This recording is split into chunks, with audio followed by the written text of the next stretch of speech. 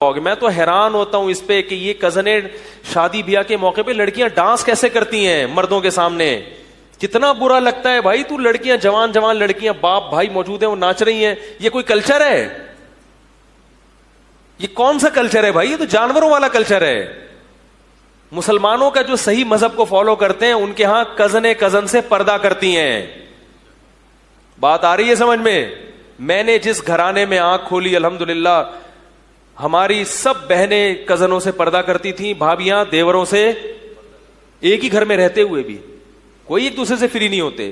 حالانکہ احترام اپنی جگہ, احترام بھی ہے, عزت بھی ہے, ان کا خیال رکھنا بھی ہے, مگر سامنے بیٹھ کے گپے لگانا, فری ہونا, یہ تو اب میں جب گھروں میں لوگوں کے دیکھتا ہوں یار کزنوں سے مسافہ کر رہے ہو, وہ شادی میں تمہارے سامنے ڈانس ہے, اس کے باپ کو کچھ نہیں ہو رہا, اس کزن کو تو مزہ آ رہا ہے کزن کے سامنے ڈانس کرتے ہوئے, لیکن اس کے ابا کو کیا ہو رہا ہے؟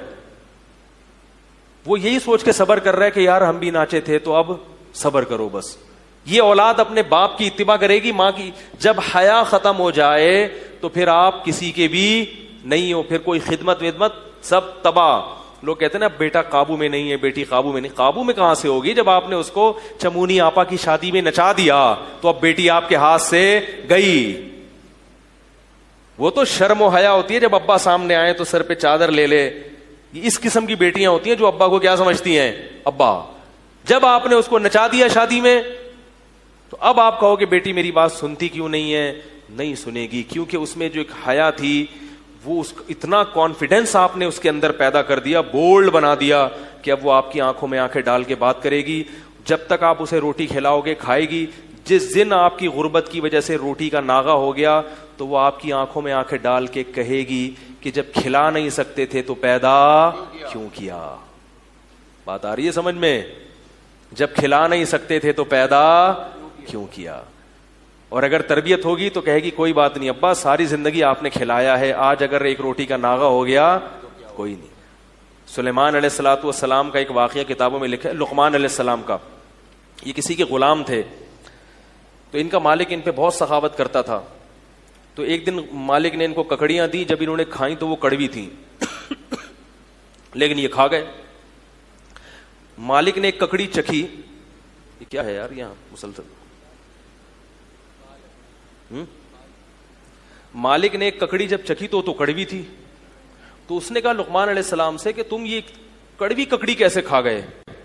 کہتا ہے ساری زندگی آپ نے میٹھی ککڑیاں کھلائی ہیں, آج جب منہ میں کڑوی گئی تو مجھے شرم آئی یہ کہتے ہوئے کہ یہ کیا ہے کڑوی. میں نے کہا کھا لو بس. یہ شکر گزار لوگ ہوتے ہیں, شکر گزار اولادیں ہوتی ہیں.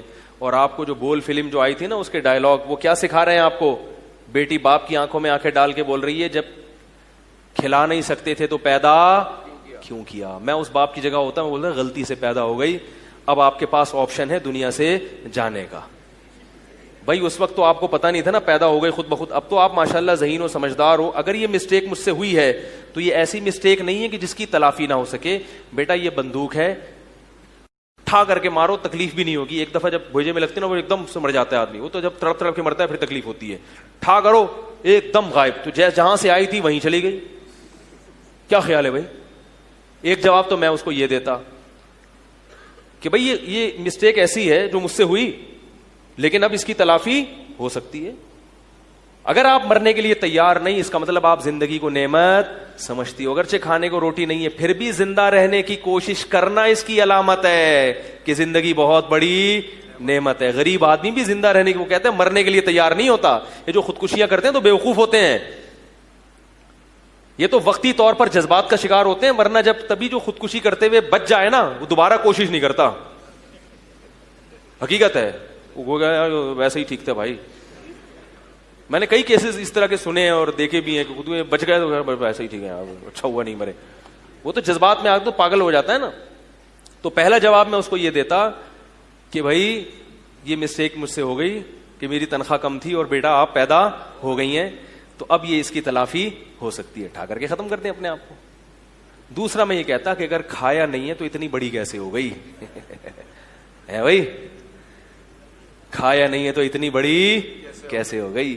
تیسرا میں یہ کہتا کہ بیٹا آپ کو صرف ضرورت کا نہیں ملا, ضرورت سے زیادہ ملا ہے, کیونکہ جس کو ضرورت کے نوالے ملتے ہیں وہ اتنی باتیں نہیں کرتا. یہ تو جب بہت زیادہ پیٹ بھرا ہوا ہوتا ہے نا, بہت طبیعت سے کھایا ہوتا ہے, پھر باپ کی آنکھوں میں آنکھیں ڈال کے اس قسم کے تانے دیے جاتے ہیں.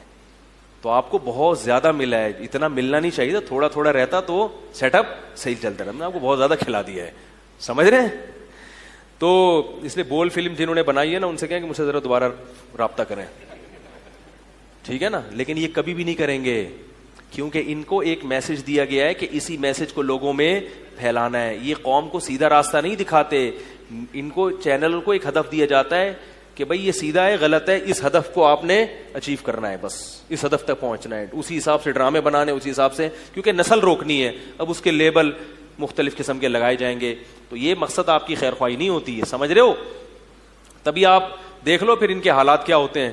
لوگ کہتے ہیں ان کی تربیت, تو تربیت کیا ہوتی ہے ان لوگوں کی, ان کی تربیت دیکھ لو. ہم نے تو بہت سے دیکھا ہے لوگوں کو, کھانے کو گھر میں روٹی نہیں ہے مگر بیٹا باپ کا احترام کرتا ہے. اور بڑے بڑے مالداروں کے گھروں میں دیکھا ہے, باپ نے پوری دنیا کی دولت نشاور کر دی بیٹے پر, مگر بیٹا باپ کو باپ ماننے کے لیے تیار نہیں ہے, وہ شکر کرنے کے لیے تیار نہیں ہے, جنازہ پڑھنے کے لیے تیار نہیں ہے. ایسے بھی کیسز آئے ہیں, ٹائم نہیں ہے, ابا کا جنازہ پڑھا ہوا ہے, میرے پاس ٹائم نہیں ہے, جا رہا ہوں میں. اس طرح بھی کیسز آ رہے ہیں سامنے. تو یہ تو انتہا ہے, لیکن جاؤ اسی طرف رہے ہیں.